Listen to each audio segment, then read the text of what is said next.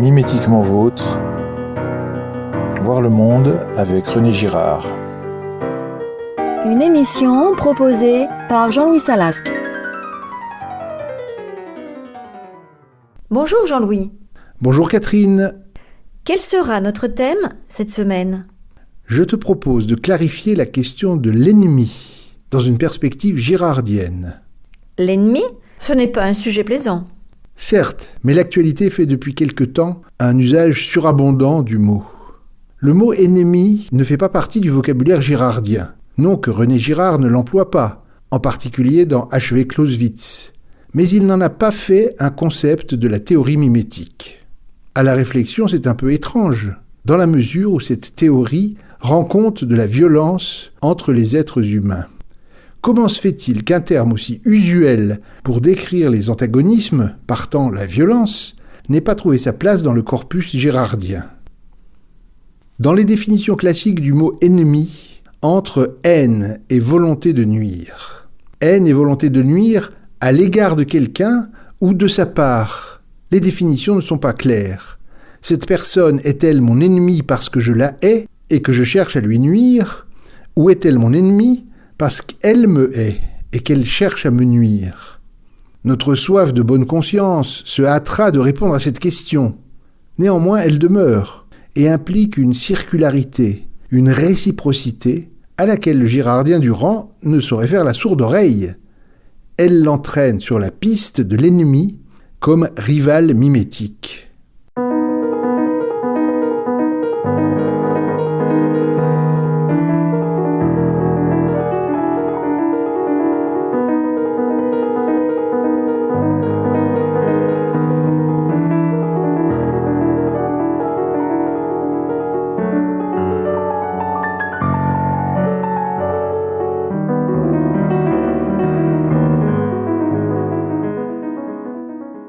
Le mot « ennemi » vient du latin « inamicus ». Il ne désigne donc pas une notion première, il n'est que la négation de la notion d'amitié. Le latin propose un autre terme pour désigner un ennemi, c'est le mot « hostis », d'où viennent hostile, hostilité, etc. Tous des termes parfaitement dans le sujet. Mais hostis partage une même racine avec un autre mot latin de signification très différente. Hostia. Ce mot désigne la victime lors d'une offrande aux dieux, d'où l'hostie de la religion catholique. Comment alors reprocher au girardien Durand de se dire « Me voici sur la piste de l'ennemi comme victime émissaire ». Alors, l'ennemi est-il le rival mimétique ou le bouc émissaire ? Un rival mimétique mérite bien sûr la qualification d'ennemi. Nous le haïssons en tant que modèle obstacle, et nous cherchons à le neutraliser. Mais est-il possible d'avoir des ennemis qui ne soient pas des rivaux mimétiques ? À cette question, la théorie mimétique répond par un postulat, le postulat fondamental de Girard, selon lequel tout vient du mimétisme. Chacun reste bien sûr libre d'accepter ou pas un postulat. La question de l'identité entre ennemi et rival mimétique n'est donc pas réglée. Venons-en à la piste de l'ennemi comme bouc émissaire. Nous avons vu à quel point l'étymologie accrédite cette thèse. Et non seulement hostis, l'ennemi, et hostia, la victime sacrificielle, partagent la même racine, mais par surcroît le mot hostis a encore un autre sens. Il signifie l'étranger, mais l'étranger qui est accueilli. Il en vient le terme hospitalia, qui désigne chez Vitruve les appartements réservés aux étrangers. Hospitalia n'a pas seulement donné hospitalité et hôpital, mais aussi hôte, encore un terme d'une circularité parfaite, puisqu'il désigne aussi bien celui qui est accueilli que celui qui accueille. Il a même donné otage, dont l'étymologie est plus visible dans le mot anglais hostage. Comment ne pas penser au mécanisme si bien décrypté par Girard, selon lequel un étranger, un captif, doit d'abord être accueilli dans la communauté, intégré en quelque sorte, afin de faire plus tard un bon bouc émissaire.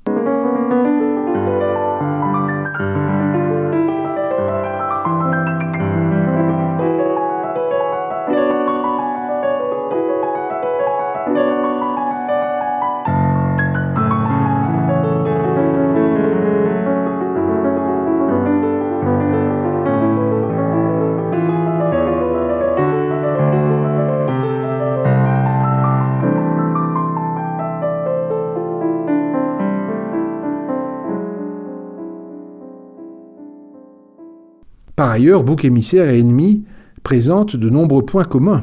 Lesquels? À l'un comme à l'autre est attribuée l'origine des maux qui accablent la communauté. En conséquence de quoi, l'harmonie et le bien sont censés jaillir spontanément après son sacrifice, pour le bouc émissaire, ou sa neutralisation, pour l'ennemi. D'autre part, l'un comme l'autre font l'objet d'une désignation.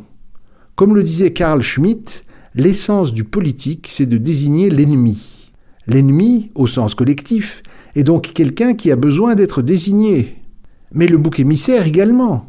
Les commentaires de Girard sur le prétendu miracle d'Apollonios de Tyane montrent que la cristallisation d'une communauté sur une victime émissaire a besoin d'un médiateur, de quelqu'un qui désigne.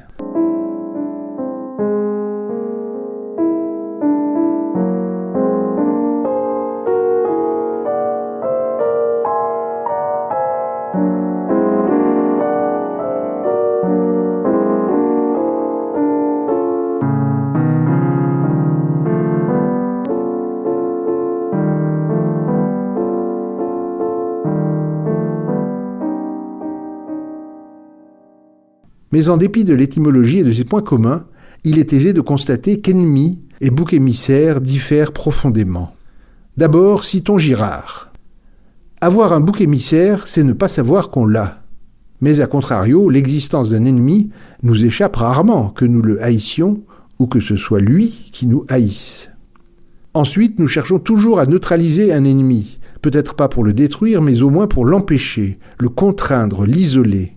Tandis qu'un bouc émissaire, nous le conservons, nous en prenons soin, autant que de ces rois africains dont René Girard raconte dans La violence et le sacré les égards et les faveurs que leur accordent les tribus, en tout cas jusqu'à leur mise à mort en cas de crise. Enfin, Girard nous a fait prendre conscience qu'un bouc émissaire est toujours une victime innocente. Or, il nous est impossible de considérer comme des victimes innocentes un certain nombre d'ennemis, vaincus ou pas encore vaincus, tels que l'histoire ou l'actualité nous les présente. Nul besoin de citer d'exemples, ils viennent à l'esprit spontanément. Nous voici donc partagés entre acquiescement et rejet quant à faire des synonymes de bouc émissaire et ennemi.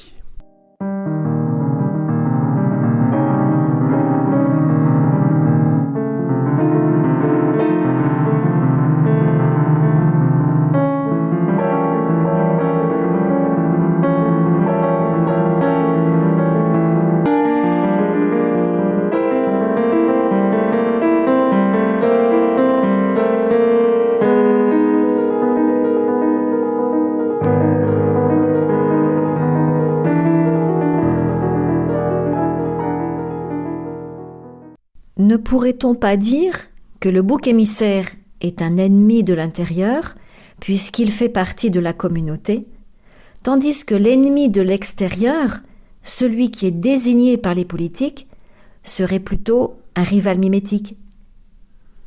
Je te suis bien volontiers dans cette distinction, Catherine. Les guerres du XXe siècle, spécialement la Première Guerre mondiale, puis plus tard la guerre froide, montre bien que l'ennemi extérieur est avant tout un rival mimétique. En 1914, l'Empire britannique est inquiet de l'essor de l'Allemagne, qui ne cache pas son ambition de se tailler un empire à son tour. Après 1945, le monde communiste et le monde libre sont de parfaits rivaux mimétiques. Quels enseignements tirer de ce rapprochement entre ennemis, bouc émissaire et rival mimétique? J'en vois un. Il s'agit de sortir de la méconnaissance à leur égard, de dissiper les illusions ou les mensonges que nous entretenons à leur sujet. La vision de Girard nous en ouvre la voie s'agissant des boucs émissaires et des rivaux mimétiques. Il nous a montré que les boucs émissaires sont innocents, ou en tout cas pas si coupables de ce dont on les accuse. Girard nous a aussi montré comment nous alimentons nous-mêmes les rivalités mimétiques. Un travail identique ne serait-il pas fructueux dans le cas de nos ou notre ennemi? Sommes-nous si sûrs d'être parfaitement innocents et lui ou eux si parfaitement coupables? N'avons-nous vraiment aucune part à l'hostilité qui règne entre eux et nous? Comment se fait-il que des ennemis mortels deviennent des amis et réciproquement? Ainsi Saddam Hussein, qui fut d'abord un grand ami des États-Unis dans sa guerre de 8 ans contre l'Iran, ou encore le nouveau président de la Syrie, précédemment un dirigeant d'Al-Qaïda et de l'État islamique.